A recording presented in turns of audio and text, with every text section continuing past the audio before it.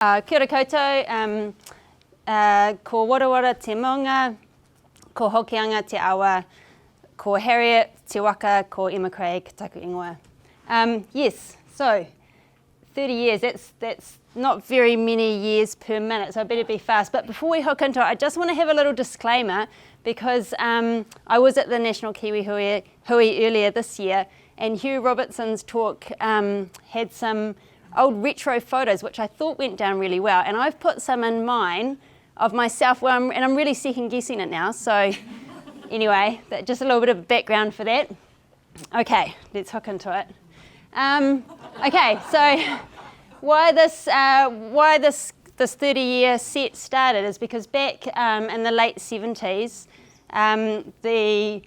the New Zealand Wildlife Service, as it was then, and the Ornithological Society spent 4 years getting a whole lot of data all around the place, but including a whole lot of Kiwi information from Northland. They were focused mainly on the distribution and abundance.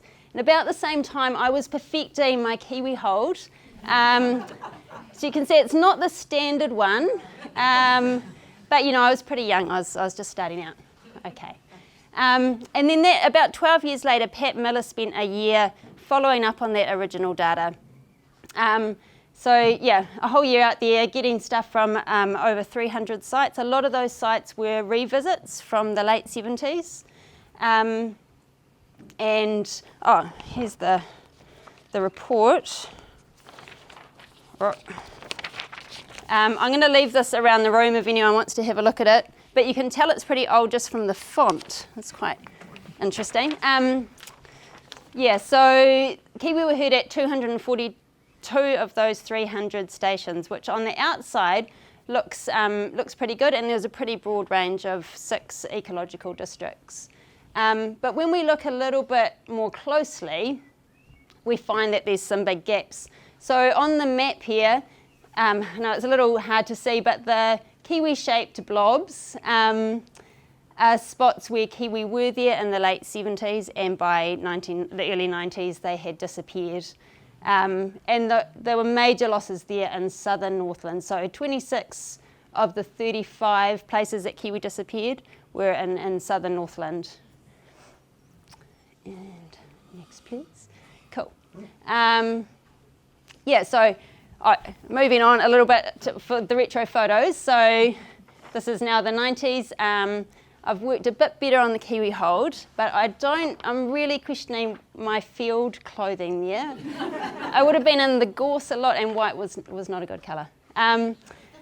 Yeah, so that big gap, that 12-year gap of Kiwi really like dropping in places, there wasn't a lot of time to react.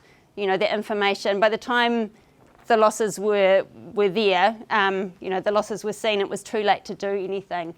So that was from 1992 on, it was decided to do annual Kiwi call count listens so that we could start to pick up trends and act a bit more quickly. So originally there were, I made a note on this.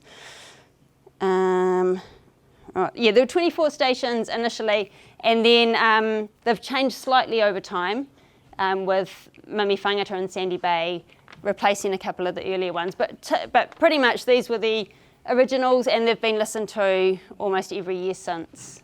But also a whole lot have been added. There's now well over 300 stations. Most of those are listened to every year, and almost all by volunteers. And actually, I know you asked this at the beginning, Nari, but can we just have a show of hands, anyone who does or has ever done Kiwi listening? Yeah, like most of us, right? That's amazing. And so that data is a huge data set, and it's really valuable, not just in terms of longevity, but if somebody had to pay everybody to be out there, sitting there 8 hours in the winter, in the cold, in the dark, and some of those stations can be pretty boring, that don't have a lot of Kiwi calling, you know, no one would be able to afford that. So that volunteer time is incredible. So thank you to those who do that.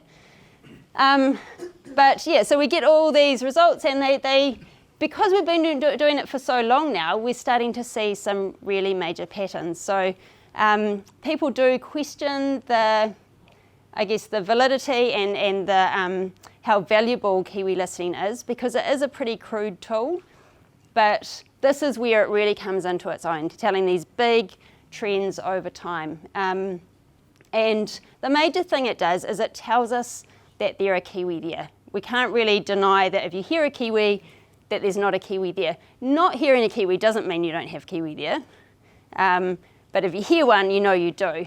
And there is a relationship between how many you hear and how many are on the ground, but we don't really have an easy way to just do a calculation to figure that out exactly at the moment, although that is being worked on.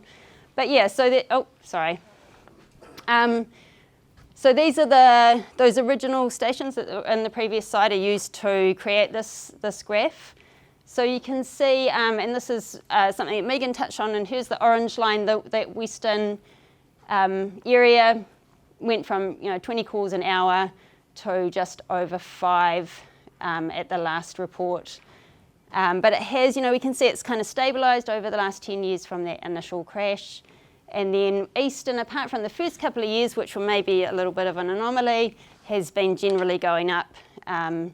Southern and northern have been a little bit more stable. But yeah, those big trends over time are what we're able to see. Thank you. So since that 1992 survey until now, a lot has happened on the ground. So land care groups have absolutely taken off. I think I've got somewhere. Oh no, that's somewhere else. So there's been a hell of a lot more work on the ground happening to protect Kiwi. So we've reversed a lot of that negative trend. And although these graphs are quite hard to compare because they're very different style, on this first one here, the black circles are where the clusters were, and then on the one on the right, anywhere it's yellow is where Kiwi are known to be, and the red are the high density. So a much greater spread of Kiwi now, and really crucially, we're starting to see them come back into southern Northland, where they were absent from. Cool. So what can we do with this knowledge that everyone's collecting? Collectively, we are collecting. So as I said, if we hear Kiwi, we know they're present. That's a really important thing to know. That this information can also be used in funding bids, for instance, to save the Kiwi. It can be used to drive council decisions around things like subdivisions and whether or not dogs and cats are allowed there. It can also influence the behaviour of individuals, particularly dog owners. If you know there are Kiwi in the areas that you live because people have heard them calling, then hopefully you're going to act accordingly and do things like have your dog on a lead or not take it into areas where you know the Kiwi are. And then we also get to see the region-wide patterns, and this is what, something that Nairi touched on. It can be quite disconcerting if you're a Kiwi listener, you're out there, you've been hearing roughly the same number of Kiwi each year, and then suddenly you hear a whole lot less, and it's like, what's going on? But then if you talk to everyone else and you get the report back and you see that everybody has had a reduce in call counts, then it can help to reassure you a little bit that it was probably the drought led to later breeding, and it's not that all your Kiwi have died, they just didn't have enough condition on to breed at the same time that year. But one of the major things that this data, along with a whole lot of other data, has been able to inform is the conservation rankings. So North Island brown Kiwi are now considered not threatened, which is huge. This is what Michelle was mentioning from the end of last year. But they do have this little disclaimer of being conservation dependent, and you really have to focus in on that. And on the right, don't worry about reading all the words on the right there, but basically it just says what we're doing, we need to keep doing. We can't take our foot off the accelerator, or else all those gains we have made will go backwards. So yeah, Kiwi listening data goes towards that as well.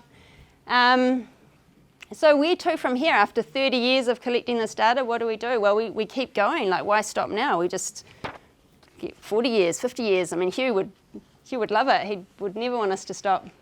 I would recommend definitely focus on those existing stations before adding more, because then we're comparing apples with apples, not apples with oranges. Listening to areas where there are no known kiwi present now, and again, this is something that Nairi touched on, is amazing, because then you can see them turning up. And this is where the listening devices are really handy, because those are definitely the most boring sites to actually physically be at. And then this can be done either site by site or via something like the Listening Blitz, where you're going in 5 yearly in the case of the Kiwi Coast ones, listening to a whole lot of new places, and then collating all that data, comparing it 5 years later. Cool. How was that? That seemed fast. Great. You've done so well. I think we can have a couple of questions. Okay, good. All right. Any questions for Emma and the amazing Kiwi call countness? Perhaps on the eastern graph, yes. every 6 or 7 years there were peaks. Any comment on that? So sometimes the changes in data are not necessarily reflecting what's happening on the ground. It's to do with the stations that are listened from, and where possible I try to even that out. But yeah, with the eastern sites, I think there's been a bit of variability, so you can probably imagine that line being smudged a bit to take those peaks out, yeah. And it is tricky, because you've got, you think about the behaviour of kiwi. Probably if there's really high populations, they'll call quite a bit, because they're competing. They're territorial animals, so they're going to be arguing with the neighbours a bit more if there's pressure on resources. And then if you've got really low density, and it's maybe a bit harder for them to find a mate, then you're going to have higher than normal calls, because they're looking for each other. And when you're in the middle there, you might have lower calls than at either end of that spectrum, because they're pretty comfortable with the neighbours, they've already got a mate. So some of those peaks might be to do with a little bit of a drop or a little bit of an increase, but they're a little bit more extreme than they are, more extreme change in call counts than change in number on the ground.